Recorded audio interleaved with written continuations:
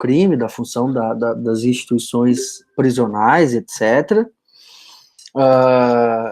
Como é que se consolida todo esse ideário, né, essa compreensão acerca do fenômeno da violência, né? Ou seja, tem uma pesquisa, né, que está exposta num livro da Ana Lúcia Sabadell, que eu acho bacana. É um livro dela sobre sociologia jurídica, e aí tem um capítulo lá no final sobre sociologia da justiça, sociologia da administração da justiça.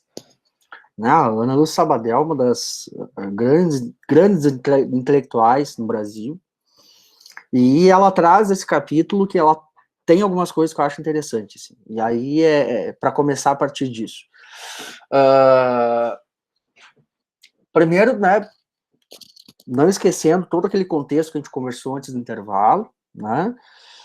E aí tem uma pesquisa que ela pergunta o seguinte, né? E aí era uma pesquisa em São Paulo. 80% das pessoas não confiam na polícia. Mas mais de 60% das pessoas querem o aumento do policiamento.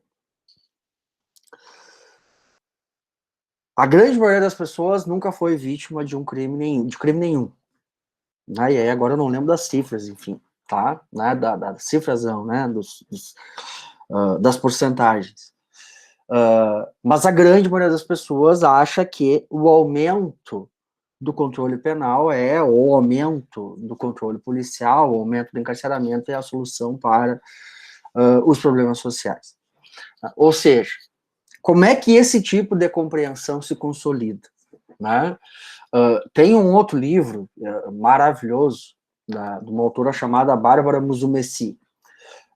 Bárbara Musumeci e eu não lembro o primeiro nome dela agora, o segundo nome, né, o sobrenome é Eugen Fritz.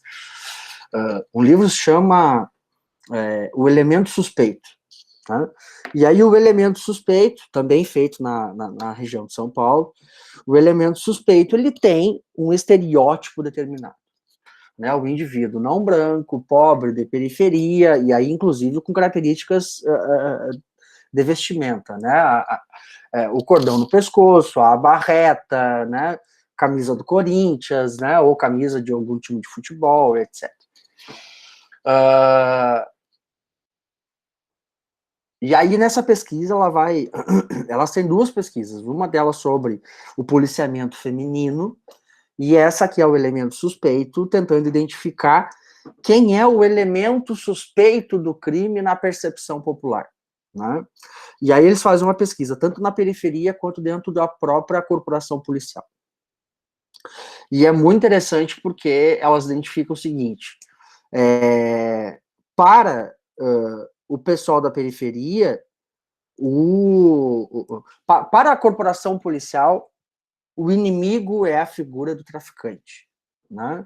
O tráfico como constituído enquanto um inimigo, constituído a guerra ao tráfico efetivamente como uma guerra bélica, e não por acaso esse índice de mortalidade decorrente da guerra contra as drogas. A gente já conversou um pouco sobre isso aqui em uma outra ocasião. E a mesma pergunta feita para o pessoal da periferia, quem é o inimigo? Né? O inimigo é o fardo azul. E é muito interessante porque a maioria das pessoas pesquisadas na periferia eram não brancas, e a maioria da corporação policial em São Paulo, no Rio de Janeiro, também eram pessoas não brancas. E é muito interessante porque tu vê, tu enquanto policial, tu vê como inimigo, não a pessoa negra semelhante a ti, mas tu vê como inimigo o traficante. E o pessoal da periferia não vê o policial, uma pessoa negra mal remunerada, como inimigo, vê o fardo azul, né? O cara que sobe no caveirão, etc, etc. O que eu quero dizer com isso? Né? Como é que se consolida, como é que se absorve, como é que se introjeta determinada compreensão acerca do fenômeno da violência e da nossa segurança pública. Né? E aí é que entra exatamente a questão do populismo punitivo. né? Ou seja, o professor Zaffaroni vai dizer que é a capacidade da gente tomar o falso por verdadeiro, né? O que isso quer dizer? Tomar o falso por verdadeiro. Bom, todo mundo sabe que aumento de policiamento não vai resolver absolutamente nada, que aumento da violência policial nas ruas e aumento da, vamos dizer assim, truculência policial nas ruas não vai resolver absolutamente nada, né? E aí tem o exemplo do Gabriel aí, que inclusive trabalhou na intervenção federal no Rio de Janeiro, né? Não sei se chegou a trabalhar numa UPP, já deu o relato dele aqui em aula, se quiser falar. Mas, enfim, ou seja, ninguém de nós acredita que o aumento da violência policial vai resolver o problema da segurança pública e ninguém de nós acredita que o aumento do encarceramento aqui vai resolver o problema da segurança pública, certo? Mas todos nós aqui endossamos de que essas são as únicas respostas que a gente tem para a segurança pública. Aumento da violência, aumento da truculência policial, aumento das penas, aumento do encarceramento. Né?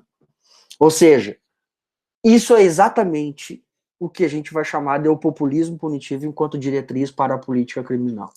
Ninguém acredita nesse modelo que a gente está desenvolvendo de segurança pública, né? Mas é a única resposta que está colocada e é a única resposta que a gente quer ouvir ou que a sociedade quer ouvir. E aí a gente está exatamente agora, né, há 3 ou 4 dias há 4 dias de um pleito municipal.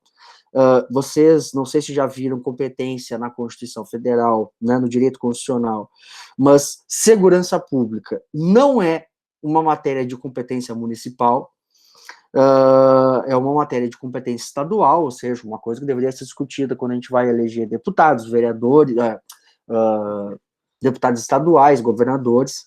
Mas em qualquer eleição, seja desde presidente a governador, a prefeito, vereadores, deputados estaduais, etc., segurança pública é uma discussão fundamental, ainda que vereador e prefeito simplesmente não tenham pitaco quase que nenhum a dar em termos de segurança pública, e você pode pegar qualquer legenda política, de extrema direita à extrema esquerda, que você vai ver uma heterogeneidade de plataformas em todas as áreas, menos segurança pública. Na área da segurança pública, ou seja, é profundamente ruim politicamente você pautar algumas coisas em termos de segurança pública. Como, por exemplo, você nunca vai ver, ou pelo menos num futuro relativamente próximo, vocês não vão ver um político pautar em campanha eleitoral rediscussão da política de drogas, por exemplo, que é o olho do furacão da política de encarceramento no Brasil e da segurança pública no Brasil. Então, Ana Carolina, para responder a tua pergunta, né, primeiro, não tem uma resposta, né, seria prêmio Nobel, talvez, a solução para a segurança pública, na verdade, é um problema composto de múltiplos problemas, mas no Brasil, né, pode-se dizer que praticamente não só no Brasil, mas uma das questões fundamentais da segurança pública no nosso país e no nosso modelo de sociedade atual é a questão da política de drogas, tá? 70% dos homicídios causados no Brasil são decorrentes da guerra às drogas. Seja policial morto, seja traficante morto, seja bala perdida e etc. Né? A maciça maioria do índice de homicídios no Brasil é decorrente disso. A não ser que vocês ainda acreditem que é possível vencer a guerra às drogas, a gente tem que pegar e sentar para discutir sentar para discutir as drogas para além da guerra e tentar pensar. E assim, não existe mudança na política de segurança pública no Brasil sem uma discussão da política de drogas, tá? Não existe. Então, se é para dar uma resposta, essa seria a resposta. Não existe mudança da política criminal sem uma mudança da legislação de drogas, tá?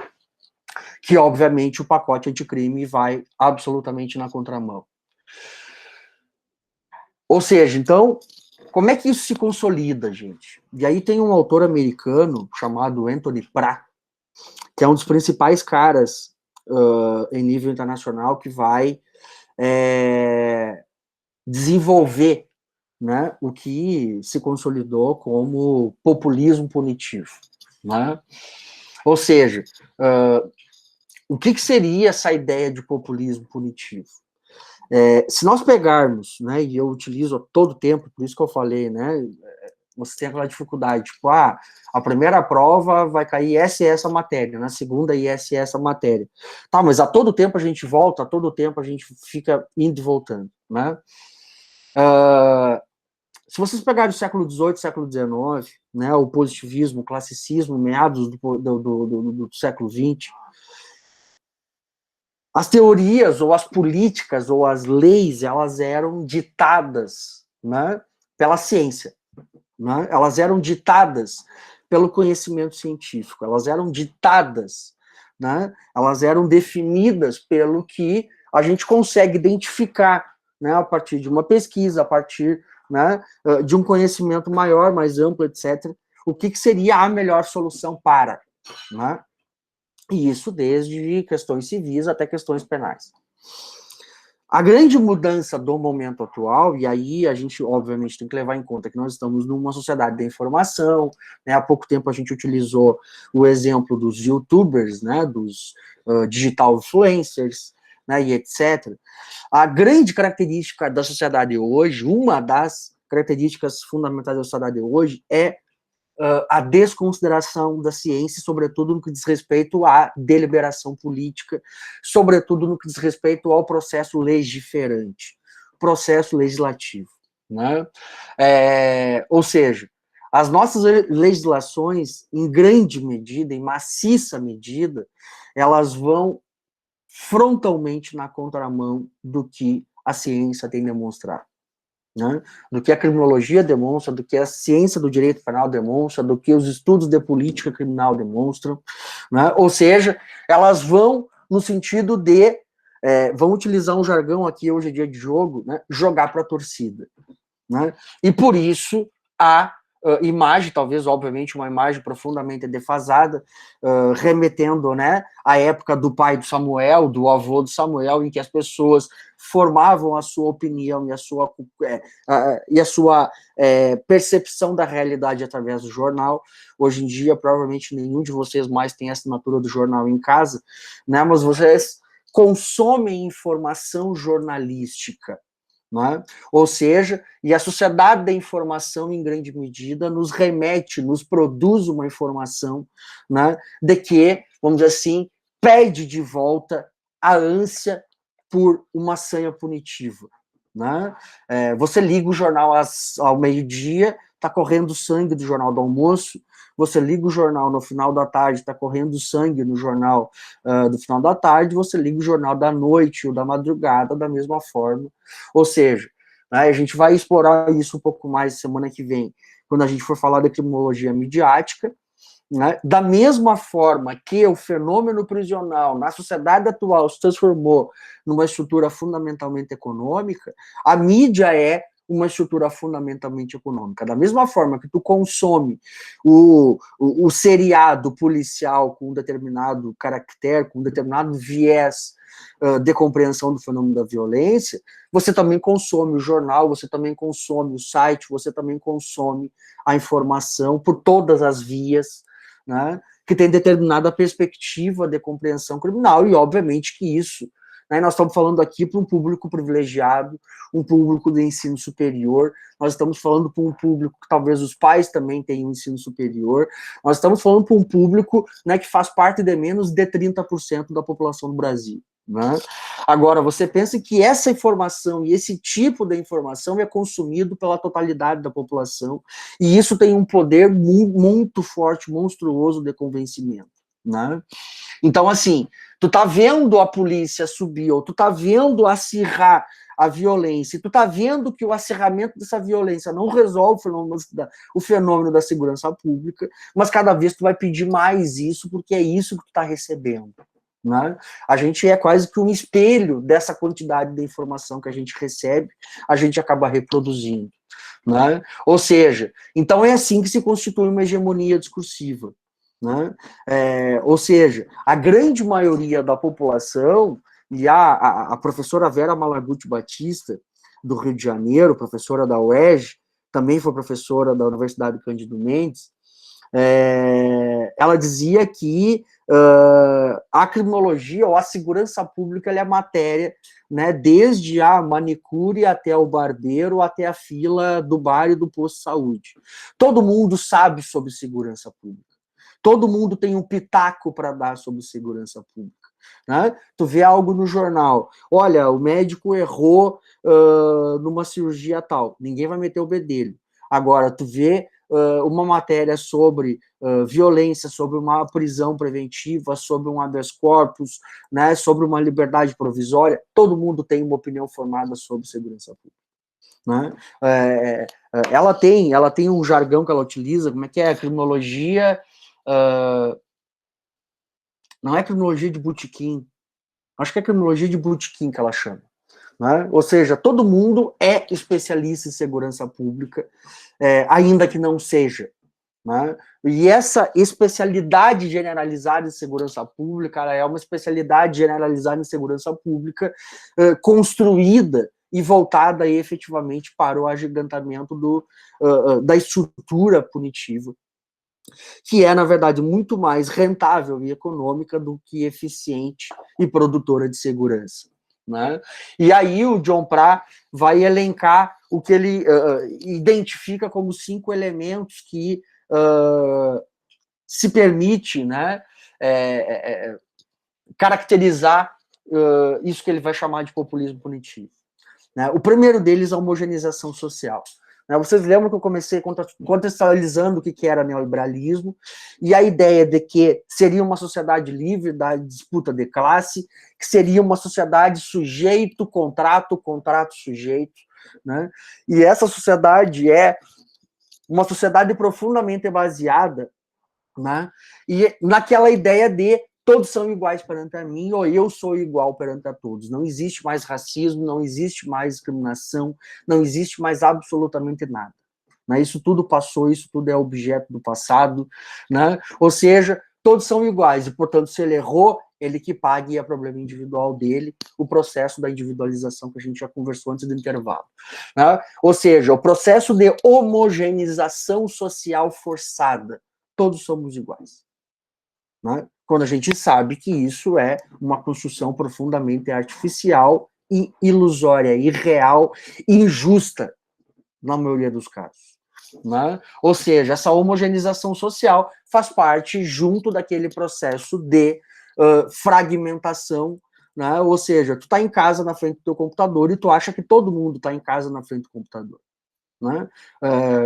Tem gente que agora está trabalhando, tem gente que agora está com um celular emprestado, tem gente que agora não consegue pagar a internet, portanto não está em aula, né? Ou seja, mas é culpa de cada um de vocês. Né? Ou seja, isso junto ao processo e aí aqui está ligado também àquilo que eu falava, remetia a Margaret Thatcher e Companhia Limitada, de abandono do social, e junto com o abandono do social vem a desconfiança ou a perda de confiança nas esferas públicas ou da esfera política. Né? É muito interessante hoje, a gente está vivendo um momento pontual de que eu te digo, olha, eu odeio política, eu quero acabar com a política, eu me candidato para a política. Né? Ou seja, é a desconstrução da política por dentro dela mesma e vamos dizer assim, a descaracterização da política. Hoje em dia, as pessoas praticamente já não sabem mais o que é política. Se eu perguntar para qualquer um de vocês o que é política,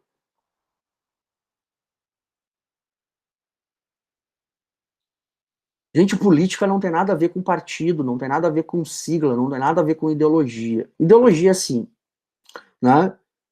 Mas política não é o que vocês entendem por politicagem ou já um processo de deturpação da política. Política é a capacidade de gerir diferenças coletivas. A capacidade de gestão, a capacidade de compatibilização da diferença, da heterogeneidade, desde a Grécia Antiga. Isso é política. Né? Ah, eu não quero fazer política, já está fazendo. Ah, eu não quero votar, eu quero me afastar da política, eu vou anular o meu voto, ou eu vou, etc. Né? Tudo isso já é participar da política. Né? Ou seja, então, a perda de confiança da esfera política era mais um passo para o processo de fragmentação social, para o processo de desmerecimento da ideia de coletivo e para a ideia da esfera pública. Tudo deveria fazer parte da esfera privada, indivíduo, Estado, indivíduo, mediante contratos privados. Né? Ou seja, a perda de confiança da esfera política, então, portanto, é um elemento fundamental do populismo. Né? A perda de estabilidade de seus signos, e aí, como eu comecei falando um pouco mais no início da aula, a ideia de desconstruir todo o modelo de sociedade do século XX. Né? Ou seja, a sociedade do século XX era uma sociedade baseada na ideia de estabilidade. Eu peguei o exemplo do Samuel e do pai de Samuel.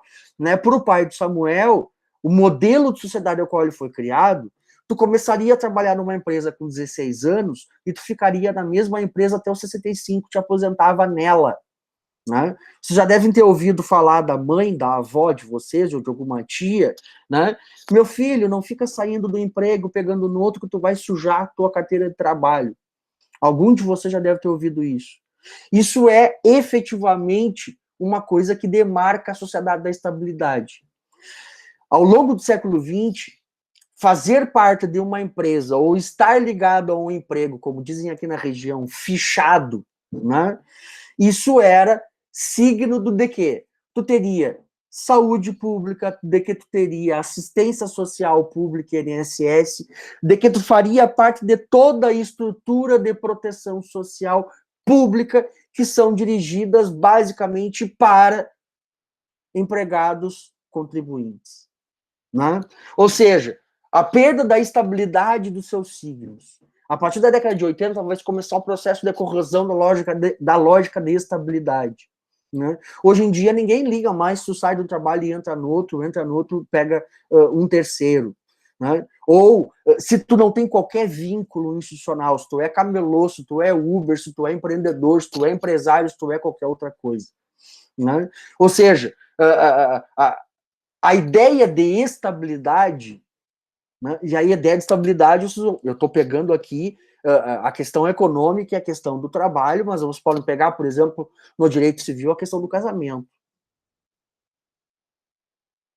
Né, um divórcio ao longo de grande parte do século XX era um escândalo. Né? Hoje tu casa num mês, faz uma festa, gasta 150 mil reais, daí a 30 dias tu separa e casa com outro. Né? Ou seja, né, isso demarca o nosso modelo societário constituído a partir da década de 80. Né? E os dois últimos elementos meios de comunicação de massa. Eu já falei, nós fazemos parte de uma sociedade da informação, né? E isso é desde o que você consome na televisão, na internet, na série, no filme, no celular, no jornal velho e tradicional, no rádio, ainda existe rádio, ou seja, a gente consome informação jornalística o tempo inteiro. Isso, a forma de fazer isso, o conteúdo disso também se alterou e a significação disso também se alterou. Né? Não por acaso o fato de o Neymar utilizar uma cueca tal, essa cueca tal vai custar R$200, ou o fato de o Neymar levantar na televisão no horário nobre um produto tal, esse produto tal também vai ter um custo determinado. Né? Ou seja, isso da mesma forma acontece no fenômeno criminal.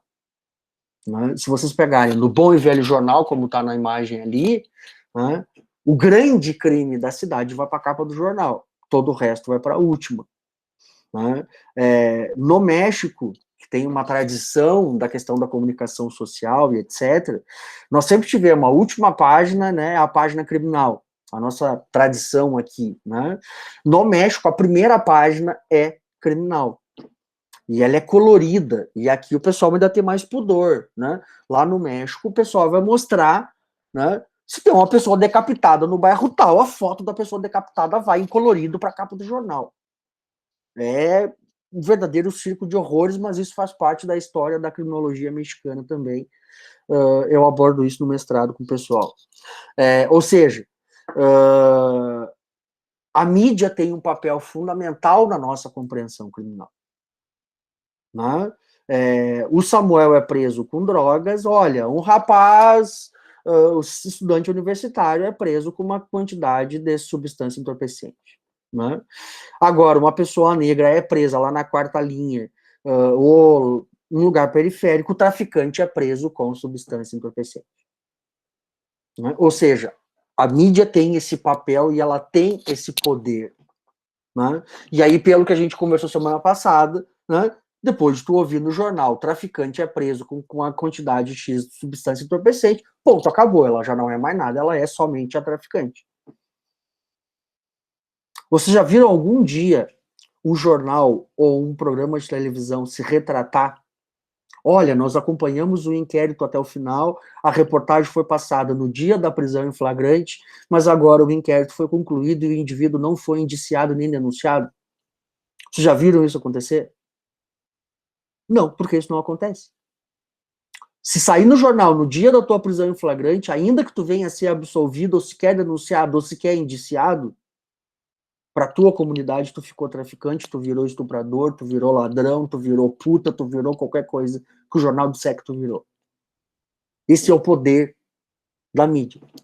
Esse é o poder das estruturas de comunicação de massa.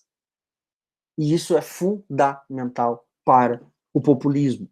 Seja o populismo político, seja o populismo punitivo.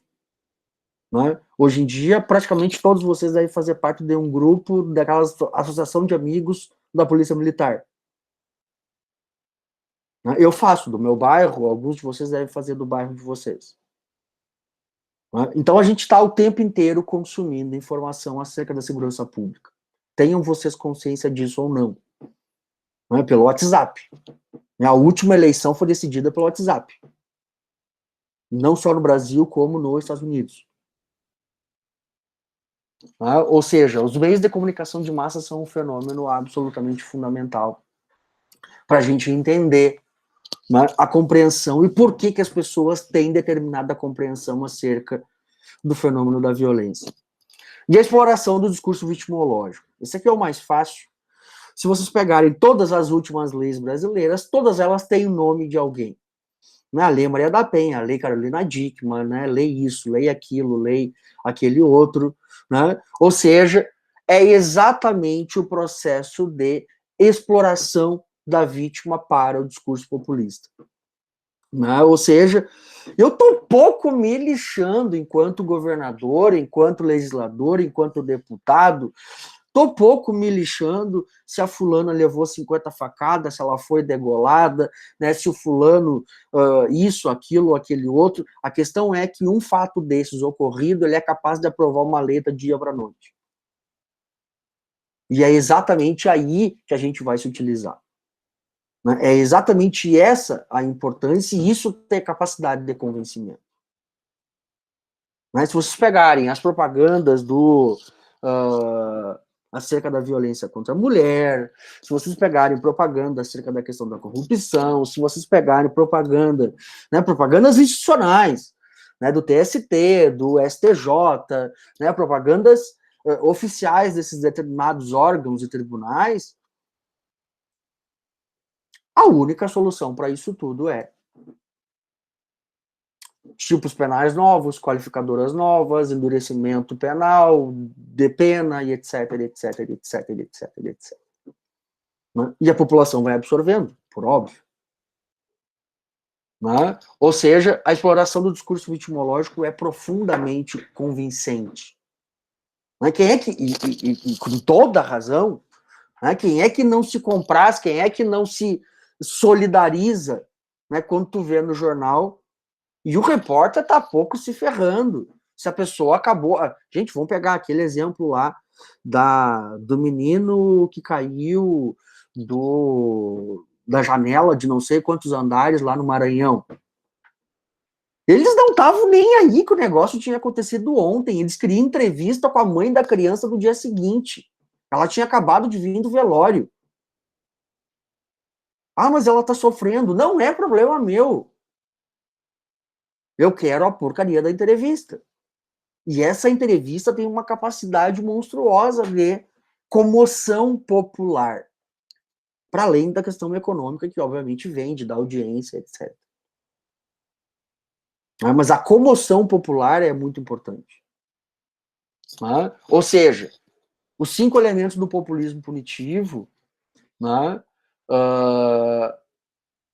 nos permitem chegar, né, ao que um dos principais criminólogos norte-americanos atual, né, o professor Jonathan Simon, da Universidade de Nova York, vai chamar, né, nesse livro,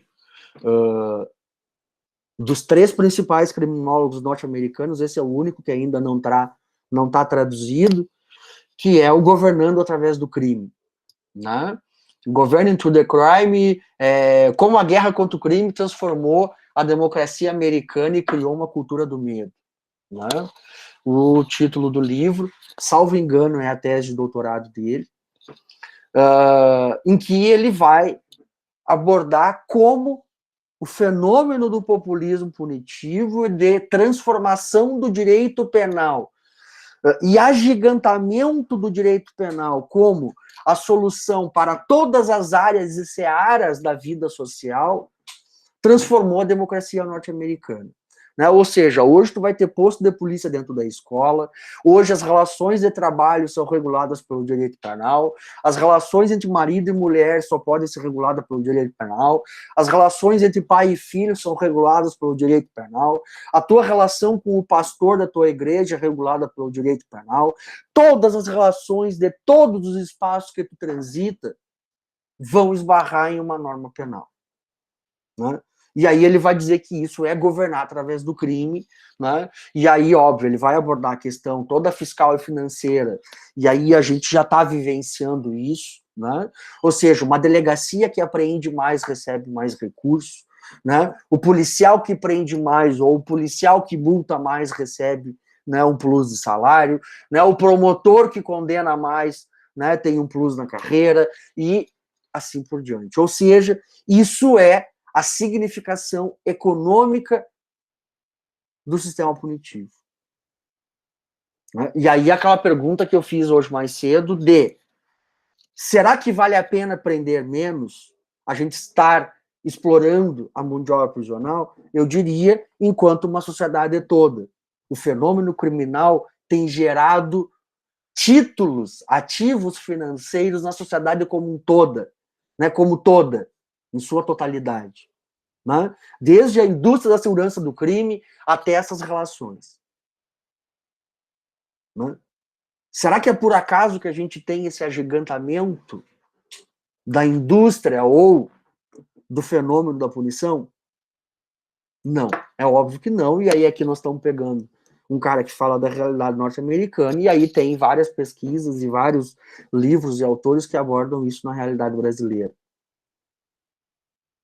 Né? Ou seja, e aí ele vai apontar lá a ascensão do promotor político, né? E eu coloco aqui entre nós o parêntese promotor-juiz, porque lá ele está se referindo, óbvio, aí vamos fazer um parêntese, né? Ou um asterisco maior, ele está se referindo à figura do promotor lá, porque é um cargo eletivo, é um cargo que de tempo em tempo é eleito, assim como o cargo de juiz. E aí é óbvio que para tu ser eleito como promotor, se for um promotor punitivo, tu tem uma chance maior de ser eleito. Aqui no Brasil esse fenômeno é um pouco diferente, o cargo de juiz, o cargo de promotor são cargos vitalícios, né, cargos públicos de concurso, o que não quer dizer que eles não tenham significação e inserção política. Né? O que não quer dizer que eles não tenham, né, um capital político a ser vendido. Né? Ou porque eu quero ir para o STF, ou porque eu quero virar desembargador, ou porque eu quero ir para o STJ, ou porque eu quero alguma coisa. E isso, obviamente, acaba refletindo na atuação dos indivíduos, na sua atuação enquanto agentes do sistema de justiça. O Jonathan Simon vai apresentar isso na realidade norte-americana, E, obviamente, não é muito difícil a gente pensar isso e trazer isso para o nosso contexto brasileiro. E aí, o último tópico, temendo o crime, produzindo a lei, populismo. Né? Ou seja, quanto mais temor foi produzido, quanto mais pânico, e aí eu vou utilizar aqui um termo de um cara também americano chamado Stanley Cohen, né, que ele vai chamar de pânico social, pânico moral. A gente já utilizou isso quando a gente falou do Labeling Approach. Né? Quanto mais pânico social e pânico moral for produzido acerca do fenômeno da violência, acerca do controle do crime, mais fácil é de aprovar uma lei, mais fácil é de criar um cargo, mais fácil é de criar uma instituição de persecução, mais fácil é de aumentar o aparato da segurança pública. Se vocês não tiverem medo, vocês não vão abdicar da liberdade do seu direito à intimidade, né? Ou seja, se vocês tiverem medo, vocês vão abdicar do direito à intimidade. Né? Então, vocês têm que ter medo. Você tem que ter medo para ter uma câmera lhes vigiando o tempo inteiro. Você tem que ter medo para que eu chegue e diga, olha, eu quero olhar dentro da tua casa, dentro do teu carro, dentro da tua bolsa, e vocês vão deixar sem qualquer dificuldade.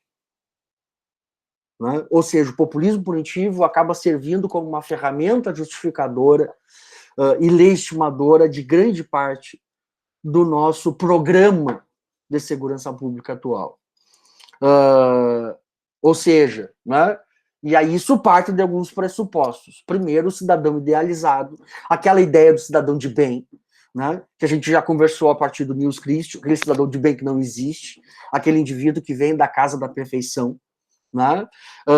A ascensão da vítima, né? Que a gente já estava falando agora há pouco, e o governo através de instituições sociais, ou seja, família, escola, trabalho, né? Ou seja, o sistema penal ele entra, ele ingressa, ele interfere em todas essas instituições. Né?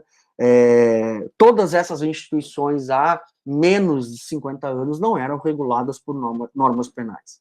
Né?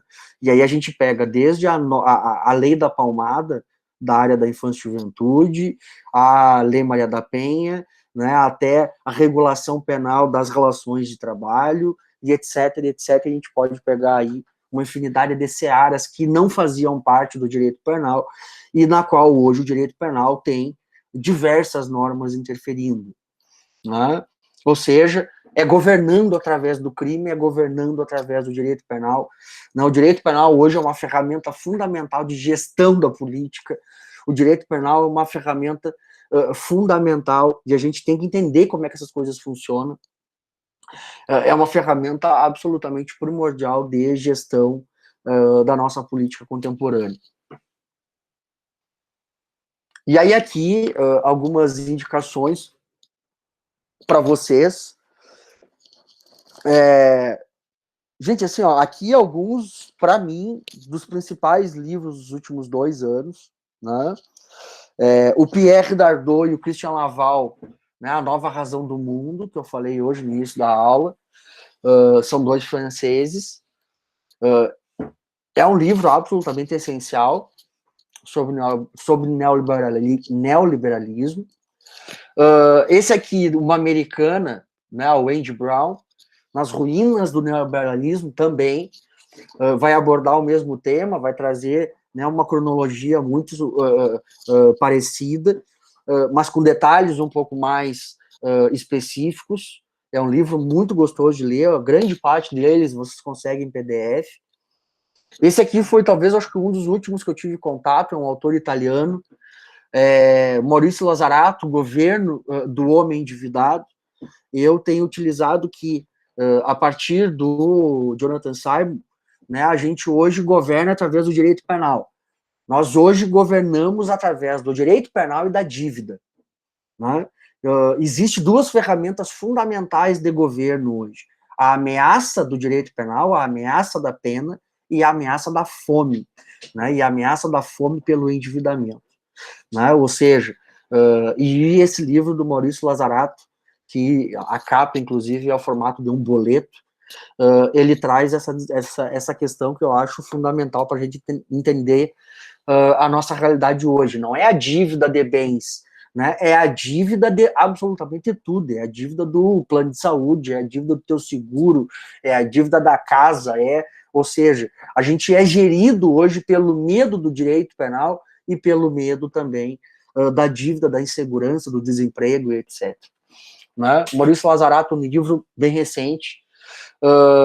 O da Michelle Alexander, A Nova Segregação, que vai tratar a questão do encarceramento na realidade norte-americana mais atual, nos últimos 15 anos. Foi um dos livros que eu tive acesso no pré-lançamento, início do ano passado, e é um livro que eu tenho utilizado como absolutamente essencial em todos os meus cursos e aulas e palestras por aí fora. E esse último, que é uma das principais autoras norte-americanas atual, no momento atual, e que não tem tradução ao português ainda, que é o Golden Gulag, que é o Gulag de Ouro, que ela vai tratar, né, do processo paulatino de privatização do sistema prisional e penitenciário do estado da Califórnia. Né? E aí ela vai explorar como é que a prisão e toda a indústria da segurança se transformou num grande objeto de interesse econômico. São leituras para quem gosta do tema, para quem quer avançar aí no conhecimento, enfim, para quem quer aprofundar. Eu queria deixar as indicações para vocês. E encerramos, né, tardiamente hoje de novo, 10 horas da noite já. Mas, enfim, dúvidas, pessoal? Agora podemos bater um papo, quem quiser perguntar, fazer algum comentário, etc.